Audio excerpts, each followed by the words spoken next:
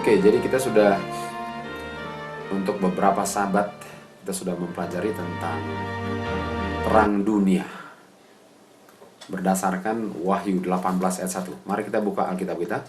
Wahyu 18 ayat 1. Ini terang dunia.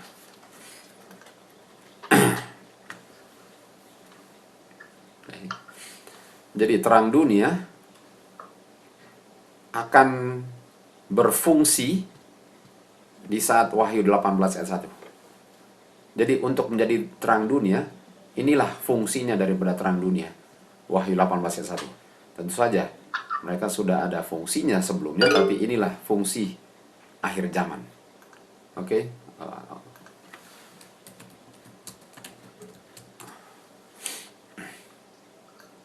Bentar, Bobby lagi teks. Gimana Bobby? Seorang sudah join lewat telepon. Oke, jadi seorang sudah lewat telepon.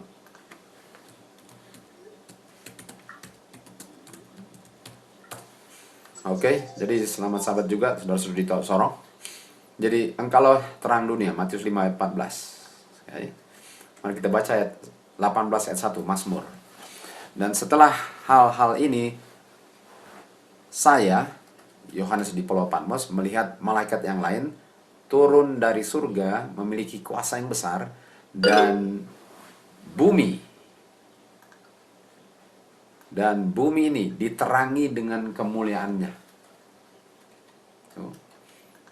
Bumi ini diterangi dengan kemuliaannya.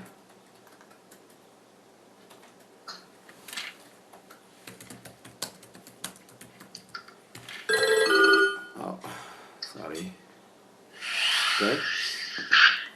Jadi dunia akan diterangi. Dunia akan diterangi.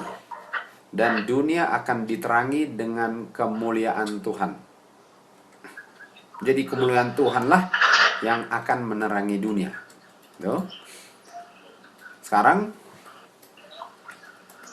bagaimana kalau kemuliaan Tuhan itu tidak ada? Okay.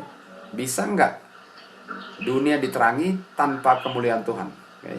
Udah tahu jawabannya Roma 3:23, betul? Roma 3:23. Apakah dunia bisa diterangi tanpa kemuliaan Tuhan? Karena di sini dikatakan, dan seluruh bumi diterangi dengan kemuliaannya. Bisakah bumi ini diterangi tanpa kemuliaan Tuhan? Roma 3:23. Roma 3:23 katakan, karena semua telah berdosa dan sudah kehilangan kemuliaan Tuhan. Artinya yang membuat kemuliaan Tuhan hilang apa? Dosa. Yang membuat kemuliaan Tuhan hilang adalah dosa. Artinya kalau bumi ini akan diterangi dengan kemuliaan Tuhan, artinya yang menerangi dunia adalah orang-orang yang masih berdosa atau tidak berdosa lagi.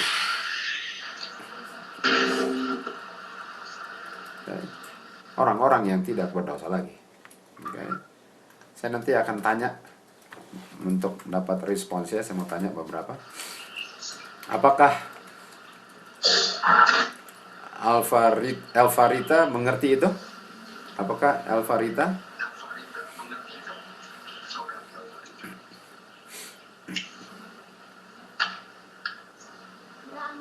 Oke, thank you. Jadi saya mau tanya ya, supaya saya tahu saudara-saudara mengerti, dan enak kalau belajar ada interaksi kan. Artinya dunia akan diterangi dengan kemuliaan Tuhan, dan kemuliaan Tuhan dimiliki oleh orang-orang yang tidak berdosa, karena dosa yang menyebabkan kehilangan kemuliaan Tuhan. Jadi sekarang saya tanya, apakah dunia diterangi dengan kemuliaan ini sebelum Tuhan Yesus datang, setelah Tuhan Yesus datang, atau pada kedatangan Tuhan Yesus? Yang mana? Bumi ini akan diterangi dengan kemuliaan Tuhan sebelum, setelah, atau pada kedatangan Tuhan Yesus? Kita tahu jawabannya apa? Sebelum. Sebelum. Mari kita buktikan. Mari kita buktikan di Wahyu 18 ayat 1. Setelah 1 ayat 2 bilang apa?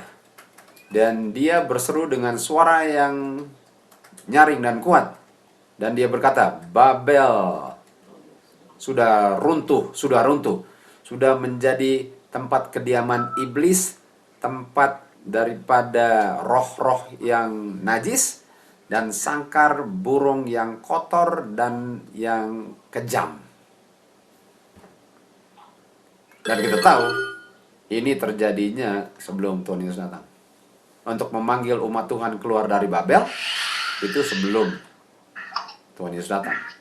Baik. Artinya, orang-orang ini akan menerangi dunia dengan karakter Tuhan, dan mereka tidak berdosa lagi karena karakter Tuhan tidak pernah berdosa. Apa yang membuat mereka berdosa? Pelanggaran. Pelanggaran apa? Firman Tuhan. Siapa yang pertama berdosa? Manusia. Hawa. Kenapa dia berdosa? Melanggar. Melanggar apa? Firman Tuhan. Menurut atau mendengar firman siapa? Firman setan. Artinya, mari kita ke Mazmur 12 ayat 6. Mazmur 12 ayat 6. Apa itu firman Tuhan dan apa itu yang bukan firman Tuhan? Mazmur 12 ayat 6. Apa firman Tuhan dan apa counter daripada firman Tuhan? Mazmur 12 ayat 6. Firman Tuhan adalah firman yang murni, seperti perak dibakar di api, dimurnikan 7 kali. Firman Tuhan adalah firman yang murni. Artinya, firman setan adalah firman yang kotor. Firman yang kotor. Firman yang kotor adalah firman yang tidak sesuai dengan firman Tuhan. Oke. Tapi mari kita lihat bagaimana firman yang kotor itu. Mari kita lihat prinsipnya. Kita ke Yakobus 2 ayat 10. Mari kita lihat prinsip firman yang kotor dibandingkan dengan firman yang bersih. Kalau bersih, 100% bersih. Kalau kotor, ada pepatah bahasa Indonesia, nila setitik merusak apa? Susu sebelanga. Padahal nilainya berapa titik? 1. Tapi yang rusak cuma 1 tetes susu belanga atau seluruh belanganya rusak? Rusak. Artinya kalau murni bisa berapa titik noda? 0. Kalau kotor cuma perlu berapa noda? 1. Mari kita buka Yakobus 2 ayat 10. Barang siapa memelihara seluruh hukum Tuhan tetapi melanggar 1, dia telah melanggar semuanya. Jadi firman Tuhan yang murni bisa menjadi kotor karena semuanya salah atau 1 saja salah. 1 saja salah. Oke. Jadi apakah setan, kalau dia bilang saya setan, dan kalau kamu ikut saya, kamu akan makmur di dunia, dan habis itu kamu akan dibakar bersama-sama dengan saya. Mau ikut setan nggak? Kalau dia ngomongnya seperti itu. Kamu akan makmur, akan terkenal, akan sukses, akan populer, disenangi orang, dan berhasil di dunia. Tapi setelah itu, kamu akan mati dan akan dibakar bersama saya dan akan hilang selama-lamanya. Siapa mau ikut setan kalau begitu? Karena yang dia bilang apa? Benar. Coba lihat. Yang dia bilang benar. Padahal setan tidak ada kebenaran di dalamnya. Mari kita buka. Mari kita buka Yohanes 8 ayat 44. Yohanes 8 ayat 44. Oke.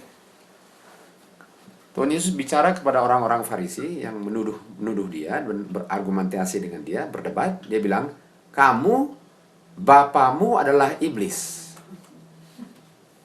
Dan kamu melakukan kehendak dagingmu, yaitu kehendak bapamu. Iblis adalah pembunuh dari permulaan dan tidak berdiam di dalam kebenaran. Karena di dalam iblis tidak ada kebenaran di dalamnya. Waktu dia berbicara bohong, dia berbicara tentang dirinya. Dia adalah pembohong dan bapa pembohong. Artinya di dalam iblis tidak ada kebenaran pun. Artinya, apakah bisa iblis bicara yang benar? Tidak bisa. Karena nggak ada yang benar di dalam dia. Betul? Artinya, kalau murni, kalau kotor, kotor. Nggak ada setengah-setengah. Makanya Tuhan paling tidak senang kepada orang-orang Laodikia karena mereka bilang mereka 50% bersih, 50% kotor. Sejak kapan ada 50-50? Artinya orang yang 1% kotor, 100% kotor. Apalagi dia mengaku 50% kotor. 50% kotor, satu kotor sama dengan 100% kotor. Karena langgar satu, langgar semua. Hai, tolong kalau ini sudah putus. Oke. Jadi firman Tuhan itu murni. Dan di dalam setan tidak ada kebenaran. Mari kita lihat prinsip dalam setan tidak ada kebenaran. Mari kita ke Kejadian 3. Di dalam setan tidak ada kebenaran. Langgar satu, langgar semua. Artinya firman Tuhan yang murni adalah nol pelanggaran, nol pelanggaran, nol noda. Coba pikir saudara-saudara. Dalam pikiran saya, nol noda. Dalam percakapan saya, nol noda. Dalam angan-angan rencana, nol dosa. Itu terang dunia. Karena kalau saya masih berdosa satu kali, saya adalah kegelapan dunia, bukan terang dunia, betul? Jadi untuk bilang bahwa nanti di awan-awan baru dirubahkan, itu adalah ajaran yang tidak berasal dari mulut Tuhan. Dan kalau bukan dari mulut Tuhan, artinya dari mulut setan. Oke, mari kita baca. Kejadian 3 ayat 4. Dan ular berkata kepada wanita, engkau sesungguhnya tidak akan mati. Tapi di Kejadian 2, betul? Kejadian 2 dikatakan di sini Tuhan Yesus bilang ayat 17, kalau kamu makan, di hari kamu makan, kamu sesungguhnya akan mati. Lalu setan bilang, kamu sesungguhnya tidak akan mati. Jadi apakah ada berapa kata dia tambah di situ? Berapa kata? Satu kata. Dan dikatakan tadi, Yohanes 8:44, di dalam setan tidak ada kebenaran. Walaupun dia menggunakan perkataan Tuhan Yesus dan ditambah satu kata. Jadi berhati-hati saudara-saudara. Kalau kedengarannya, oh ini ada firman Tuhannya. Tapi kalau satu ditambah, satu dikurangi, sudah menjadi firman setan. Walaupun pada umumnya firman Tuhan. Tapi pas ditambah atau disingkirkan satu, sudah menjadi firman setan. Dan firman setan tidak ada kebenarannya walaupun dia mengutip firman Tuhan.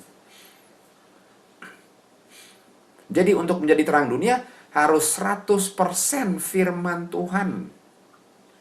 Nggak bisa campur-campur sedikit-sedikit perasaan dunia punya pengertian, itu firman setan. Ini terang dunia. Karena terang dunia 100% memantulkan karakter Kristus. Dan karakter Kristus 100% murni. Sudah bisa lihat, saudara-saudara? Ini terang dunia.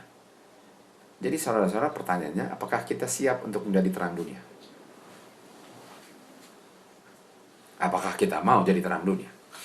Dan untuk jadi terang dunia, ialah orang-orang yang 100% memantulkan karakter Kristus yang tidak ada nodanya. Betul?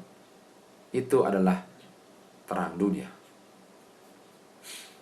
Jadi, harus berhenti berdosa. Dan kita tahu ini terjadinya sebelum undang-undang hari Minggu. Karena Wahyu 18 ayat 5 dikatakan, itu bicara tentang undang-undang hari Minggu. Kita sudah bahas itu. Tuhan mengingat dosa mereka karena dosa mereka sudah mencapai surga. Dan dosa mereka mencapai surga, Roh Nubuat bilang, ialah waktu mereka meniadakan hukum Tuhan. Dan waktu ditiadakan hukum Tuhan, itu waktu mereka membuat undang-undang hari Minggu.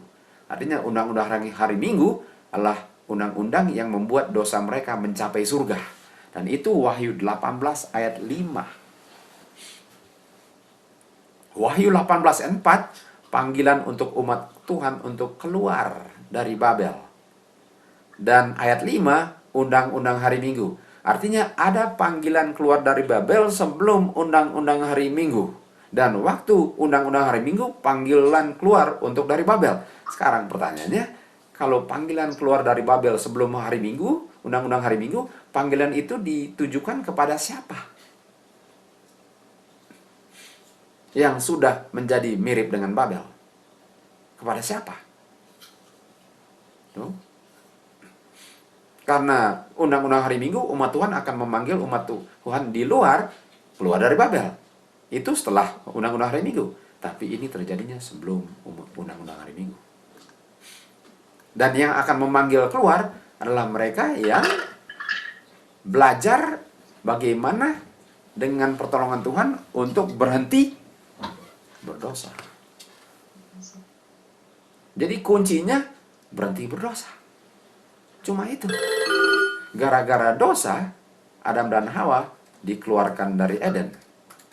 Dan kalau berhenti berdosa, akan kembali ke Eden. Jadi semuanya ini tentang dosa. Ini semua ini tentang dosa. Jadi, setan bilang bahwa manusia tidak bisa berhenti berdosa. Tuhan harus membuktikan kepada setan bahwa setan salah.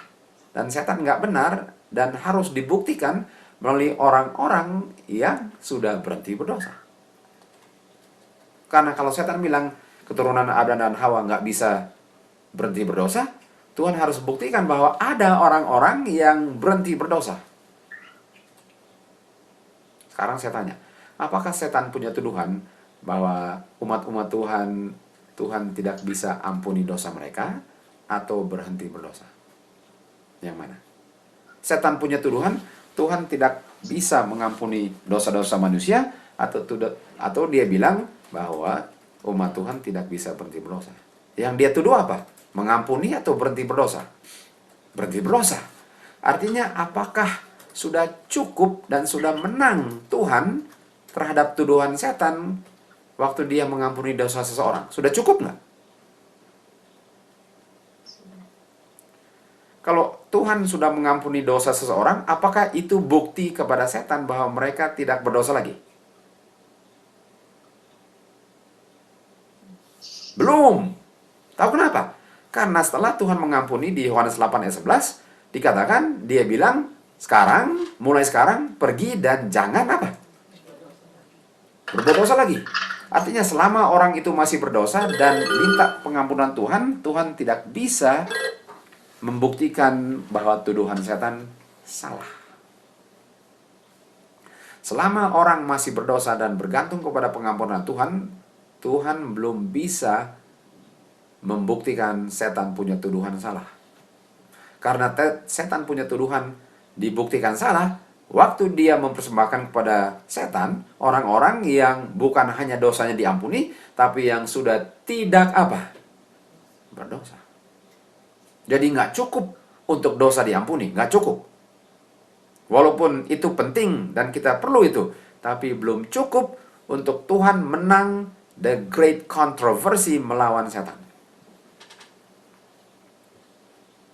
Karena kalau rencana keselamatan hanya terdiri dari pengampunan dosa, apakah Adam dan Hawa dosanya sudah diampuni?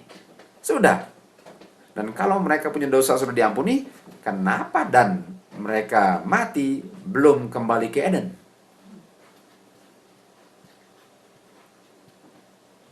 Dia. Jadi nggak cukup dosa diampuni, nggak cukup. Walaupun perlu itu, tapi nggak cukup untuk menjawab tuduhan setan. Harus dia mempersembahkan kepada setan orang-orang yang tidak berdosa lagi. Walaupun akan dihukum mati, mereka akan pilih mati daripada berdosa. Ini jawaban Tuhan kepada setan nanti. Dan mereka lah yang Tuhan akan gunakan sebagai terang yang menerangi bumi. Wahyu 18 ayat 1. Ini terang dunia. Ini adalah terang dunia. Betul? Mari kita lihat di Matius 5. Ini sekedar mengulang kembali pelajaran kita sejauh ini. Matius 5 ayat 14. Okay?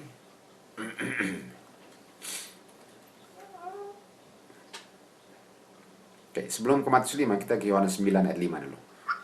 Yohanes 9 ayat 5, lalu ke Matius 5 ayat 14. Kita ke Yohanes 9 ayat 5.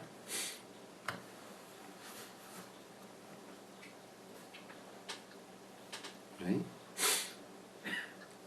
Dikatakan, Tuhan Yesus berbicara di sini, dikatakan, selama aku berada di dunia ini, akulah terang dunia.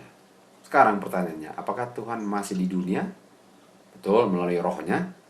Tapi apakah tubuhnya masih di dunia atau sudah kembali ke surga? Sudah kembali ke surga, kita tahu di Markus 16:19. Dan duduk di tangan kanan Bapa, betul? Menjadi imam sebagai perantara manusia berdosa dan Bapa. Jadi karena Tuhan Yesus tidak di dunia lagi, siapa yang jadi terang dunia? Matius 5 ayat 14.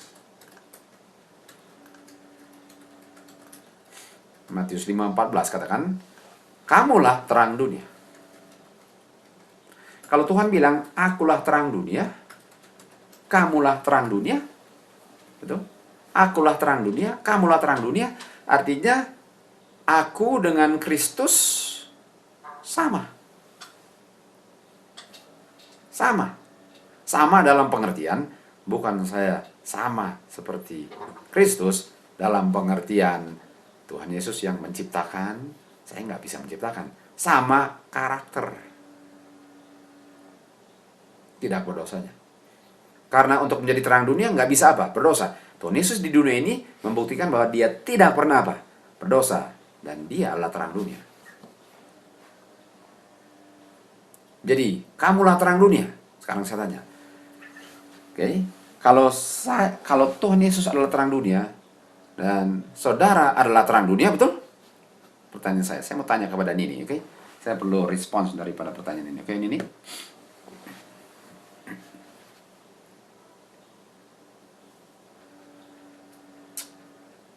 Ini bisa dengar?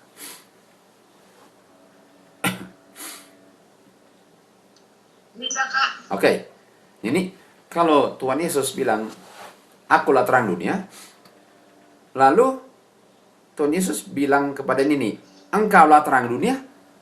Apakah itu sama atau beda?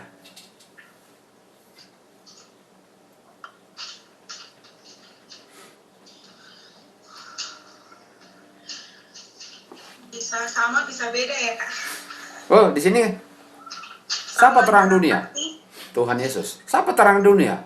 Nini. Sama nggak? Oh, itu sama, Kak. Sama. Sama-sama terang dunia kan? Sekarang saya tanya. Oke. Ya. Mari kita ke Yohanes 1. Nini, tolong buka Yohanes 1. Sama. Akulah terang dunia, engkaulah terang dunia. Sama. Oke, mari kita lihat Yohanes 1.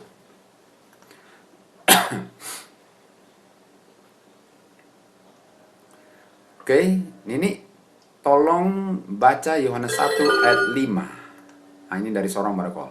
Yohanes 1 ayat 5. Oke, selamat sahabat, saudara-saudara dari Sorong sudah join di UFU. Selamat sahabat. Jadi kita sekarang lagi buka Yohanes 1 ayat 5. Nini mau baca, oke? Yohanes 1 ayat 5. Terang itu bercahaya di dalam kegelapan, dan kegelapan itu tidak menguasainya. Menguasai atau mengerti. Okay. Comprehend. Comprehend itu mengerti. Jadi Tuhan adalah terang dunia, dan waktu terang menerangi kegelapan, kegelapan tidak mengertinya. Tidak sadar bahwa itulah terang dunia. Betul? Ini dia. Artinya kalau Tuhan adalah terang dunia, dan waktu terang menerangi dunia, dunia tidak mengenalnya. Sekarang saya tanya, kalau Nini adalah terang dunia, apakah Nini punya pengalaman akan berbeda dengan pengalaman Tuhan Yesus di dunia ini? Tidak, Kak. Tidak, sama. Karena aku terang dunia, engkau terang dunia, yang terjadi kepadaku terjadi kepadamu, betul? Oke, mari kita lihat. Oke. Yohanes 1 ayat 11 Nini, mari kita lihat. Tolong baca Yohanes 1 ayat 11. Ia datang kepada milik kepunyaannya, tetapi orang-orang kepunyaannya itu tidak menerimanya. Oke. Ini terang dunia. Datang untuk menerangi dunia, dan dia datang kepada kepunyaannya, orang-orangnya. Tapi orang-orangnya tidak menerima dia. Artinya saudara-saudara, di akhir zaman, jangan heran kalau umat Tuhan menolak terang dunia. Karena itu sudah terjadi di zaman Tuhan Yesus. Karena yang tolak bangsa siapa? Yahudi. Dan bangsa Yahudi adalah pilihan Tuhan sendiri. Tuhan memilih mereka mulai dengan Abraham, Ishak, Yakub, sampai umat Israel. Itu pilihan dia. Dan pilihannya menolak dia.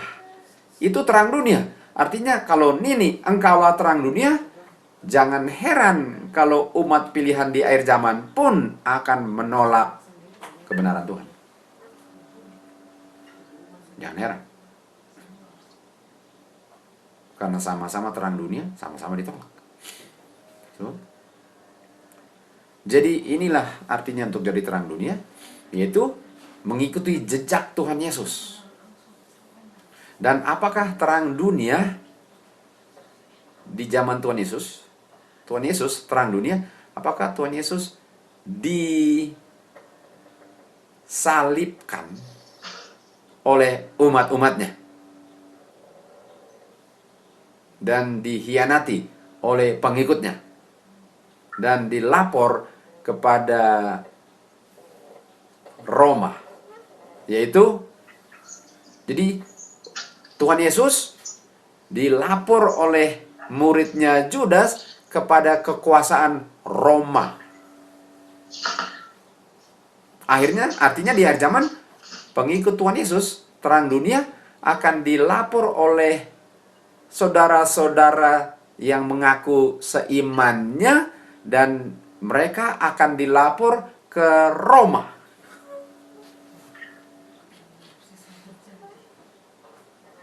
Itu artinya jadi terang dunia. Sekarang saya tanya, apakah saudara-saudara tahu ciri khas daripada gadis-gadis yang bodoh? Matius 25. Di Christ Object Lesson, perumpamaan Tuhan Yesus. Christ Object Lesson mengungkapkan ciri khas daripada gadis-gadis yang bodoh. Yaitu, gadis-gadis yang bodoh dengan senang hati menerima kebenaran. Tetapi mereka tidak menghitung atau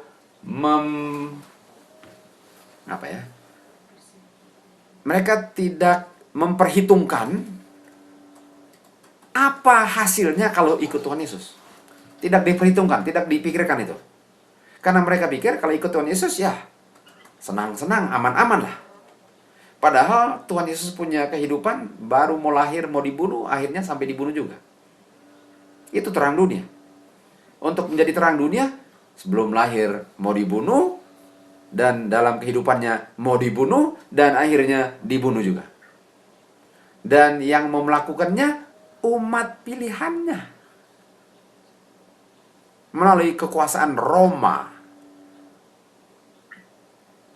Jadi kalau mau jadi terang dunia, jangan heran kalau dibenci oleh umat pilihannya dan mau dilapor dan dibunuh oleh umat pilihannya. Itu artinya untuk menjadi terang dunia. Dan orang gadis-gadis yang bodoh ini tidak memperhitungkan itu. Jadi waktu terima, senangnya bukan main.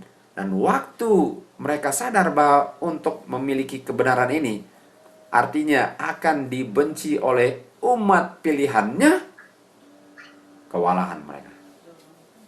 Kewalahan. Karena mereka nggak tahu bahwa untuk jadi terang dunia adalah untuk menghidupkan kehidupan Kristus di dunia ini. Dan kehidupan Kristus di dunia ini sangat dibenci oleh setan dan agennya yang mengaku sebagai umat pilihannya. Ini terang dunia, saudara-saudara. Jadi apakah saya tahu artinya untuk menjadi terang dunia? Terang dunia, oh saya mau jadi terang dunia. Kamu benar-benar tahu? Mau? Benar-benar mau jadi terang dunia? Karena yang waktu di zaman Gideon, ada 32.000 orang yang sukarela untuk perang melawan Midianite. Lalu Tuhan bilang kepada Gideon, sedangkan orang Midianite itu berjuta-juta banyaknya. Mereka cuma 32.000. Jadi Gideon bilang, wah kita sedikit sekali orangnya ini. Lalu Tuhan bilang kepada Gideon, sepertinya punya kelompok tentara ini terlalu banyak. Terlalu banyak. Mereka berjuta-juta, kita 32.000. Apa maksudnya terlalu banyak? Terlalu banyak. Oke, jadi apa yang saya harus lakukan? Perintahkan kepada mereka, siapa saja yang takut, silahkan pulang. Silahkan pulang. Kenapa?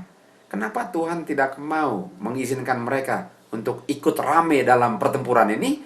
Karena mereka tidak memperhitungkan apa artinya untuk menjadi serdadu Tuhan Yesus. Akan diolok, akan difitnah, akan dibenci, bukan orang dunia, oleh orang-orang pilihannya. Jadi kalau takut pulang aja. Karena kalau ikut-ikut rame, nanti kamu bisa mencemarkan orang lain. Lalu, pulanglah semua, dan sisa 10.000. Wah, Gideon bilang, ini udah sedikit sekali. Lalu Tuhan bilang, ini masih kebanyakan. Kebanyakan. Oke, apa yang saya harus lakukan? Suruh 10.000 mereka minum dari sungai itu. Oke, mereka minum. Ada 2 kelompok yang minum. Kelompok pertama langsung menjilat lidahnya di air. Kelompok yang kedua menyiduk air dengan tangannya dan minum. 2 kelompok. 1, jadi kalau kita mau pergi perang, apakah kita bisa dalam posisi seperti anjing minum di sungai, lalu nggak bisa lihat musuh datang? Kalau sementara lagi tunduk lalu minum air, musuh datang dari belakang, kelihatan nggak? Nggak kelihatan. Tapi kalau menyiduk dengan tangan dan minum, bawa air itu dengan tangan ke mulut, kalau musuh datang bisa lihat nggak? Bisa. Dan semua yang menjilat seperti anjing, pulang. Jadi kelompok pertama adalah orang-orang yang takut. Kelompok kedua yang nggak takut. Loh, katanya kalau takut pulang. Saya nggak takut. Kenapa saya disuruh pulang? Betul? Kelompok pertama pulang karena kamu akan kewalahan nanti. Kelompok kedua sebenarnya bukan nggak takut. Bahasa Indonesianya pede. Tuhan Yesus bilang apa? Berjaga-jagalah dan berdoa. Mereka nggak perlu berjaga-jaga, nggak perlu berdoa, karena sudah pasti Tuhan akan tolong. Tapi nggak berjaga dan berdoa, itu pun harus pulang. Jadi satu penakut, satu terlalu berani tanpa Tuhan. Harus berani dengan Tuhan.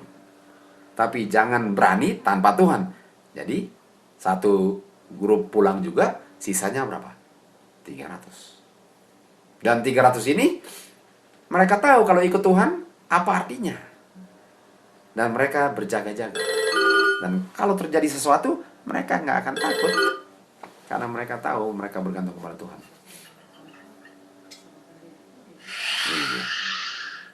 Jadi apakah saudara-saudara benar-benar mau jadi terang dunia? Karena tentu saja kalau saya tanya, jawabannya iya, udah pastilah. Tapi tahu nggak apa artinya untuk jadi terang dunia? Jadi waktu saya sedang digoda dengan godaan yang sedang mau menggoda keinginan daging saya. Apakah mau marah, apakah mau cemburu, apakah mau tersinggung, apakah silahkan isi dengan apapun. Yang penting saya punya daging mau digoda.